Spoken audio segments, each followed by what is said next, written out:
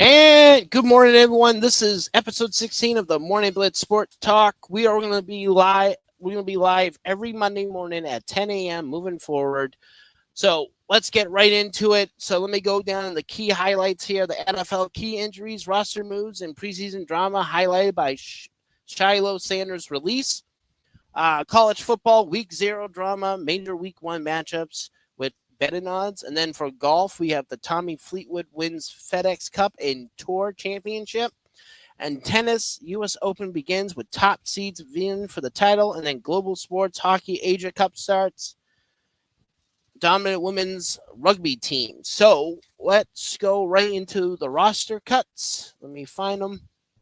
Yep, here we go. So Atlanta Falcons made headlines by cutting 12 players, including veterans defensive lineman Morgan Fox, former Nebraska DB Lamar Jackson. Moreover, Michael Penix Jr. appears to be rising in the starting quarterback role, casting serious doubt on the future of highly paid Kirk Cousins, whose status now prompts trade speculation throughout the league.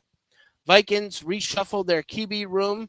Rookie Max Bolzer has been elevated to backup behind J.J. McCarthy after Sam Harrell was traded to the Eagles. Carson Wentz was signed, but his long-term role remains murky among locker room chemistry questions.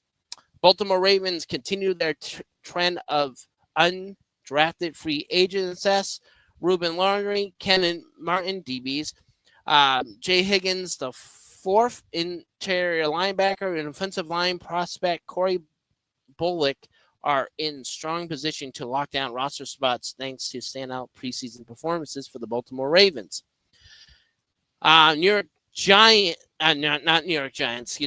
Jets boosted their defensive front by trading for defensive lineman Harrison Phillips from the Vikings and acquiring Jawan Biggs from the Browns.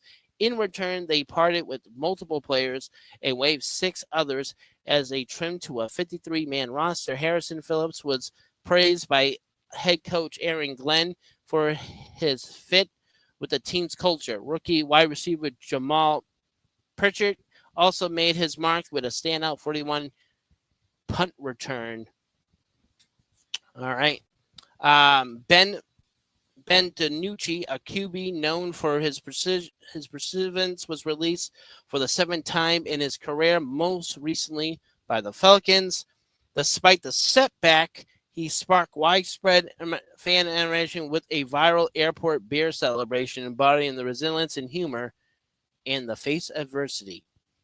Final roster jockeying surprise, the New York Giants began cutting from their 90-man roster, partnering with wide receiver Martel Washington, Zach Purcell, and Jordan Blythe. Despite early standout performances, this opens opportunities for players like Joel Hannard, Butts, Collins. Meanwhile, rookie kicker Benson made waves with a perfect preseason outing for Pittsburgh and is generating interest around the league.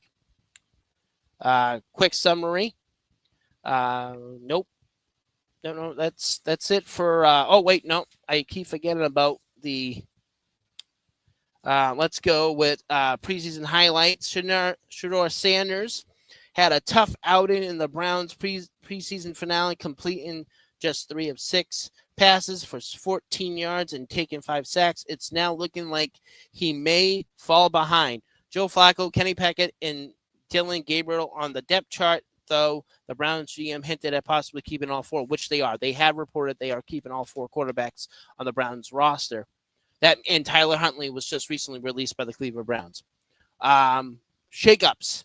Buccaneers waive rookie safety Shilo Sanders, son of Deion Sanders, after a preseason ejection drawing controversy and fan backlash accusing the league of bias. He did swing a punch at someone. Cowboys activated Pro Bowl cornerback Trevon Diggs from PUP list, making him eligible for Week 1 matchup with the Eagles.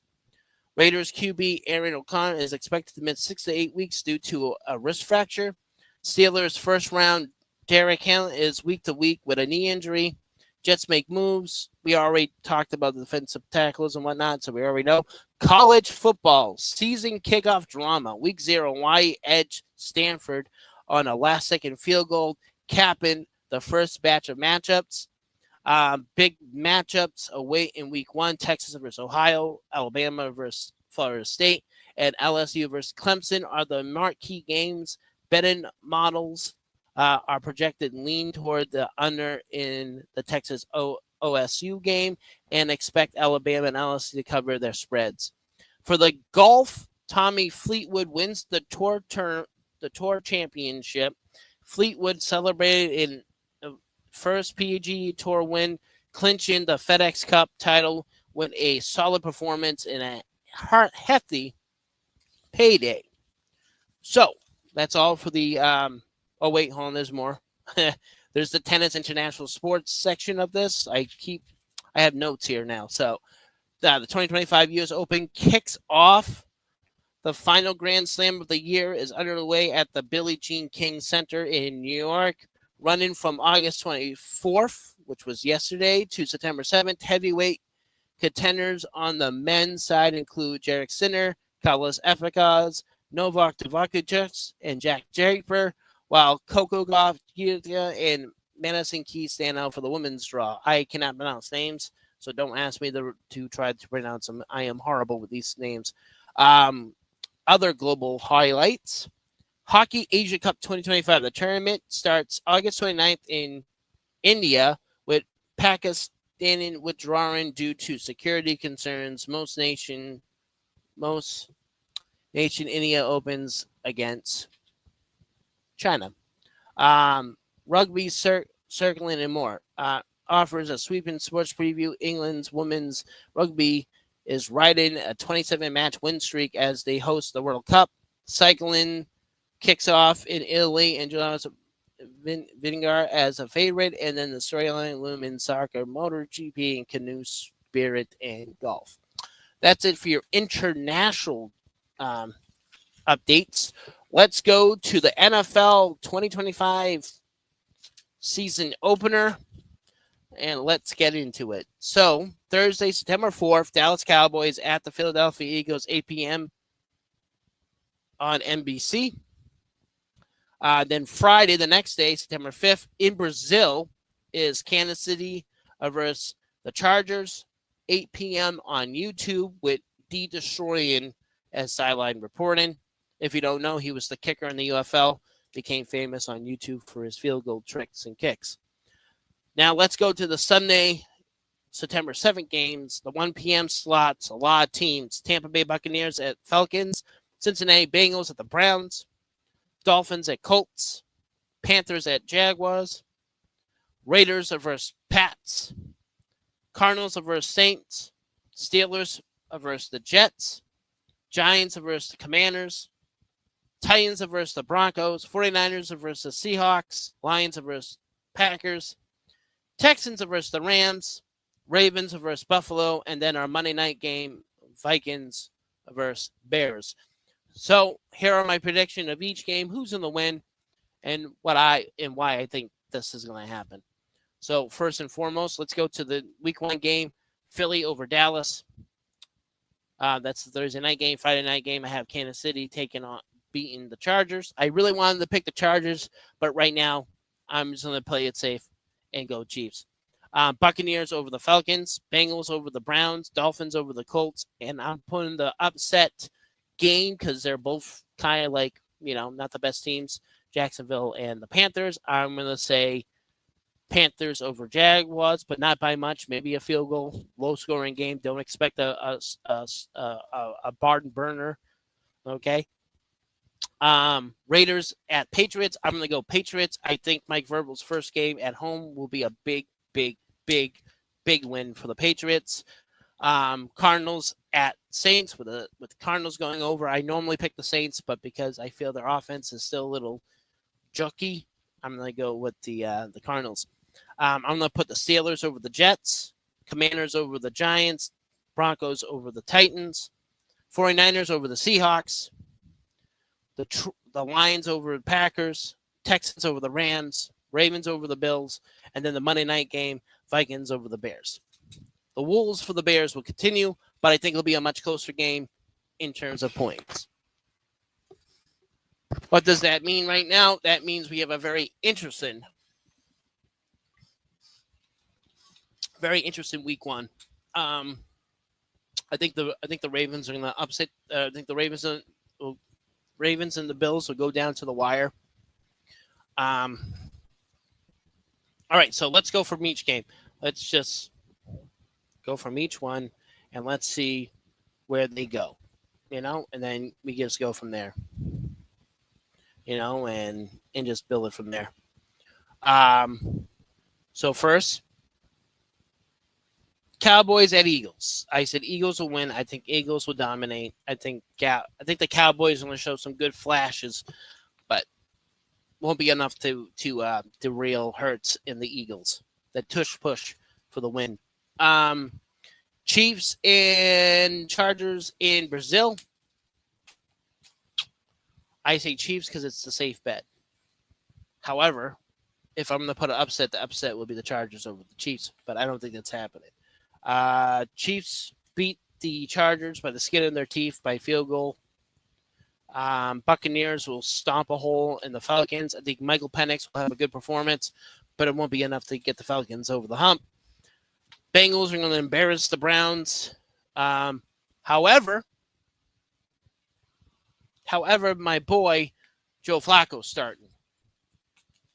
Now I'm really, really rethinking this. You know what? I'm going to change it. I can't believe I'm doing this, but I'm going to change it. I'm going to go with the Browns. You heard it first. Upset. There you go. Upset of the week. Browns over Bengals. There. I changed my prediction for that one. I'm going with the Browns because Joe Cool is QB for the Browns. I'm going to go with Joe Flacco and the Browns by a field goal. Dolphins over the Colts. I think the Dolphins are just a good enough team. And hold on, guys.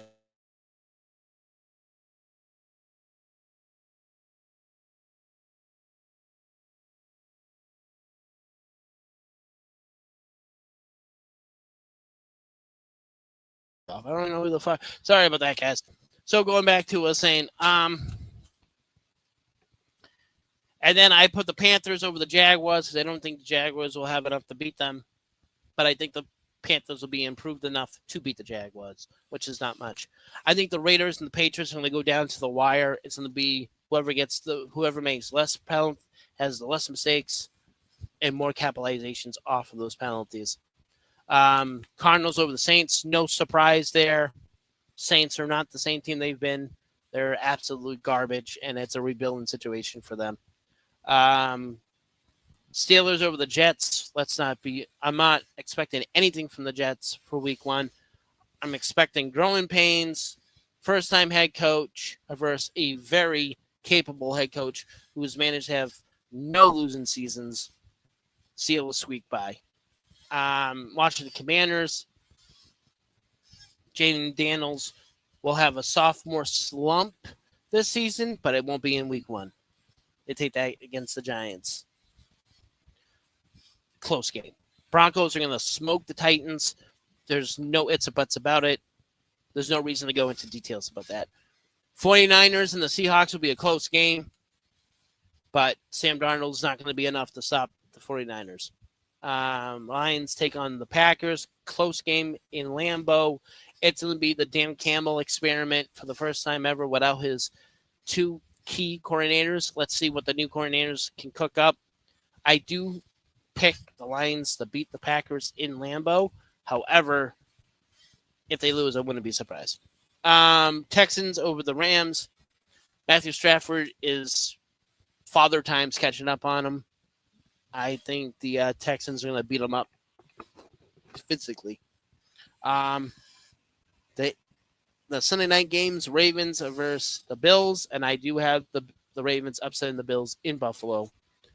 It's a payback game, and I think that's what's going to happen. Monday night game, which is at 8:15 on ESPN. Vikings at Bears, and the Vikings will upset the Bears at home. Because Caleb Williams is not the future in Chicago, and there are going to be a lot of questions. And I won't be surprised if there's a trade in midseason. Once again, this is my personal opinion. I'm going by what I know, what I've seen over since last season, and the progression during preseason. That's how I feel. Could be 100% wrong. It may not go the way that we think, but who knows? With that being said, I have nothing else to really report. I do know that Rampage Jackson's son did attack an independent wrestler, put him into a I'm assuming a coma. Maybe not. I don't know. I really don't remember. I have to check up on that. But I do know that it kind of sucks when anyone gets injured in any line of work, wrestling, football, hockey, basketball, baseball. It's just very rough. Hopefully all is good, you know? But like I said, I'm going to leave you guys be. I'll be back next Monday on another edition of the Morning Blitz, episode 17, next Monday at 10 a.m. right here on the Hardcore Sports Network. Yes, you heard it first.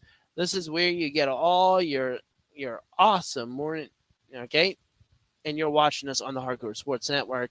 We're on YouTube, Facebook, Twitch, Kick. You can watch us on all these streaming platforms. But until next time, next Monday, episode 17 of the Morning Blitz. You guys have a great one.